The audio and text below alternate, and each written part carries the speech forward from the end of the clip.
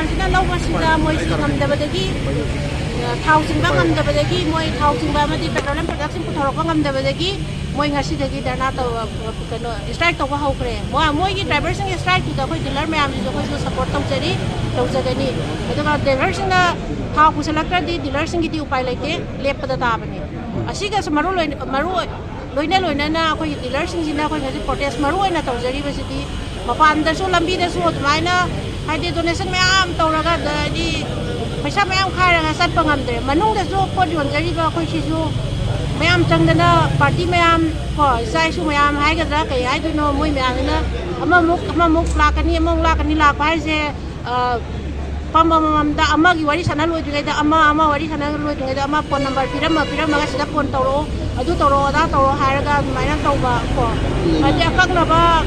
अखोइना ngamjaba खरा हपचगे हाइबसु Moina याबिदबा अदुना dealer सिंसे लोइनमा कय हाइनि माथा सानाबा अदुदा नतना पमदा फमनिबा मैनेजर सिंह फमु यारक्ट्रेबा कइनो हाइदि डीलर ना पैसादो लेतमनिना ngamdamnina पिरुनो याम पिरुनो हायरनी अदगी मैनेजर सिंहदि मोइ हक्थेंना थेंनाबनिना मोइ नमुक लागा कई अदु अदाना मुथप अमु तौबिना मैनेजर सिंह फमु यादबा अदुमा प्रॉब्लम मैम लेरे अखोइना हाइजनिंगबदि अखोइ डीलर सिंहगी मथक्ता लंबीदसु मीना लोइ खायरा लेरे मनुंगदसु लोइ खायरगा अखोइ थाउसे योनबा ngammoido अदुना मैम से कई हाइनी अंगम्बा खरा डीलर सिंहना ngamjaba खरा मतेंग पांगबा नतना दंदी ओइना सु तौगदमने अदा तौगदमनेना हाइबिगनु अदो पार्टी सिंहसु मसिंग यामे को यामदना मा खतंग ओरदी खन्नबा याय अदो ngamba ngamdaba खोइसु खन्नरगा तौबा याय अदो पार्टी सु मसिंग यामदना खोइ ngamdaba इदो ओइरे अदुना खोइसि उपाय लेतबनिना अखोइसि धरना तौरगा प्रजा सिंहदा खोइ सुमाय वारे खोले बिसि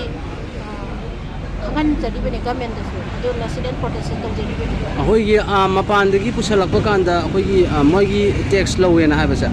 मरि लेनबा अथॉरिटी सिंहदि कई हाइनिंग लई मरि लेनबा अथॉरिटी सिंहदा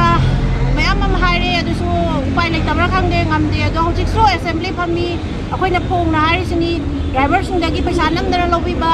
अदो हाईवे अनिमक्ता अखोइ चटपा ngamdaba हाइबसि अखोइ याम इकाइनिङाइ नत्रा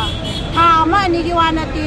था चाही अमगा मखा हेक प्लान होरक्तबिना हौजिबौसे अखोइना हाईवे अमदि अखोइ सुचट चटपा ngamdriबा सिबु कई हाइनो अखोइ सीएम ना खंथबियु अतोपा स्टेट सिंहगी ममांगदा अखोइ इकाइजै अखोइगी इसागी हाईवे दा इसागी चीफ मिनिस्टर ना चटngамद्रगा प्रजा अखोइना कमाइ तौनी मसी अथुबा मतमदा असेंबली दा खन्नबिदुना अखोइ प्रजा सिंहबु हाईवे सिंहजिदा प्रोटेक्शन थमदना सलहनबियु अदुगा अखोइ पुरैबा प्रोडक्शन सिंह खजना पुरखलागा पेट्रोलियम की नतबा अतोपा गाड़ी सिंह आलू तिलौ कई पुरखो मैम दगी लोइ लौरिनेबा पोचे अदुना ड्राइवर सिंहजे याम वाबा मणिपुर पोट याम तांगबा को हाइदि अदु प्लस तौरगा योलाकदोइनेबा अदुबा अखोइ पेट्रोलियम गिदि प्लस तौनबगी चांस फंगदे मरमदि गवर्नमेंटना पीबा रेटतो अदुदगी अखोइ याम खटपा ngamde आलू तिलौदि लुपा अमा ने हेगाजा अखोइदि गवर्नमेंटना पीरिबा अमाउंट दि अखोइ हेगला योनबा अखोइ ngamdeबा यादेबा अखोइ रुल ओइदबदि अदुगा असी पोचिना अखोइ जे थिना वाबा हाइतारे अदगी अखोइ सेल से तंगाइ मा हंदगरे कईगिनोइदि अखोइ सेकमाइ चटपा सोमदा हायरगा सेकमाइ सोमदा हायरगा सोमदा हायरगु सोम हायरगना गौतादगी ना चट ngamdरे को मोइरांग हायरोने मोइरांग मकने लाइन जी अखोइ पेंदे सरकार ना तौजे यानिंगदे लिलिकेन मोइ मपानदा तौबनो मोइना चकनु खोकनु मपानदा थिंगमनि लिलिके मनुंग सिदा बो लिलि बो तप हौद्रि चटिंगाय मनुंग सिदा मोइना गेर गास कासले सिदा लिलिके मनुंग सिदा अंगानो बि म्याम सोए हात की सेंजु म्याम अनाबा सु लेरिबनि अदो मसि सरकार ना मसि तौरिबा मोंग तौसि यानिंगदे अखोइ बो हा किनो मोइ सिंगना लाखनि ngarang कोखिना चपदि कइगिनो मोइना वहाय बो हायबा ngamde काइनता तौबो ngamde थिंबा ngamde मोइ आयाम मोइगी मसागी आयाम यारो कोखिना तौबो थबति मोइ लोइ याय अदो ngasi काइगिनो खोना साखोक तत्रि लोइनमक लेगिनि साखलोगी मनोंग लेंखान मनोंग लिलिके मंग मोइना गेगा कासनना angang bi myam leiriba sona myam leiba na ba myam leiribani isai mo phun naribani adu moina tawsi da koi gram friend yaninge sarkar da mat tawi thamase bina thoma adri je kaya na srote ma ki khote thamase akoi bo loin ma lo la phai akoi hinging dre ngasi tai bang bani hinging dre akoi bo hat lo akoi bo hat lo sakto ma na ta su kai dong pende thamu je yam pende man ngasi pa mi se karino tam tabi wa mangangar gane ngasi ware ama ta na dingi akoi ni han ma ko to ko han loi akoi si dong ngasi magi makuta ko isijam sini aduna haloi ba khoi di ko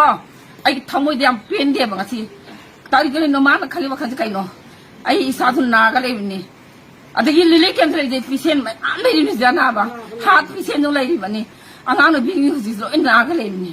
isa ai hun na le ni akhoi bu de hu diong ma pa na to ni manung si da ma na to ri ba mana to le thabak si kari no ba akhoi am pen de ba koi happy la koi hining de ngasi koi hining de ba ma gi sak ta kho ma sa gi dam ta koi hining de yang wa re ba koi thamoi de koi pu ba ngam tre ba hing ka ya to mak tre ba ko sahi ani har ka dro se isa na ma da mama na ba da ko yang wa re ba koi hining de ba ngasi sumin ro hing ga le han do be din ya koi ha to phi ro ba koi de hining de ba kari gi no ba ngasi tauri ba ngasi pa le ba sarkar BJP sarkar to bi to kari no ba koi bo aku ini mai mami tekari no uge bang si mana kali sekali no haba mai apa amado tap tanah kau tinggal maga mayong naga putra wai sana pami aku kau maga kau ni tahu nama pami maga tinggal pami sakto nama tu hui nama tu ma hui aja ma ayo hak tu halu lau ai kide ai luka bina ai kide ai halu lau ai bu halu lau nang nade le halu lau nang tap tu nang Ahmad मंत्री अनी याउद्रिजे करिगिनो मंत्री अनी याउद्रगदी मकोय मकोयना पारिबा डिपार्टमेंट चिंगी क्वेश्चन लाकोदा कनाना खुमदुरिबनो मखोगी सेक्रेटरी ने खुमदुरिबा कंसर्न कमिश्नर खुमदुरिबा मंत्री अनी जिना असेंबली सुम याउद्रे ऑफिस का दे हाय अदि मकोयना पारिबा डिपार्टमेंट चिंगी सुम पत्र कोता बनि खुमदर कोता ममांदा अको ई फाइलिंग तरगा आदगी कनोनी सोई लवी कोले हाइबना चिंग वहुम कैमरा थोकी MLA तरा disqualify तबई वाफम दमदी legal complication मयाम लयेबा एक खंजेजे अदरा मंत्री यानी से फालांग लोकथोक खुसी सीएम की प्रेरोगेटिव मानंग मिद्रा सी माना लोकथोक तना थंबसी सीएम से याम छातीला सोन बगिरा नगर सेंटर दगी थिंगा इब्रा नत्रगा सिगुंबा मणिपुर तुगाइगनी हारिबा कुकी MLA तरा मनुंग मंत्री यानी से सेंटर नत्रगा सीएम न सगोलगदी मखोइना तौरिबा थबक से मणिपुर से यूनियन टेरिटरी अहुम थोकदनी कायने याम नमोना बोली हाय इसे सेंटर न सकोलिदा सीएम न सकोलिदा हाइबा चन डिक्लेरेशन संने मयक सन मंत्री यानी से करिगी ड्रॉप तौती अखोई चिंगी मी मंत्री वो हंदबे या देरगा नगा मरते वरसु अते जाति के वरसु हाफ याइदना अदो पिरव सही मगा था कनने अहुमनी था तरा मंगाने मसिद मंत्री यानी से फमगा गवर्नमेंट की तोलोब सुविधा कानाबा सिक्योरिटी लोइना फंगलेरगा मणिपुर तुगाबी वासु ngang लेबिस लोकथोप ngam चीफ मिनिस्टर करम रय हंगनिंगे अरो माना लोकथोप ngam सेंटर हारपने रो सेंटर ताइना गेबा सेंट्रल गवर्नमेंट कुकी हन मणिपुर से एडमिनिस्ट्रेटिव यूनिट अहुम थोना काइबसे मसी सपोर्ट तौरबा मखोय अदुगी प्लान अम तौरिब्रा हाइबो क्वेश्चन जे मसाना लाख पताबने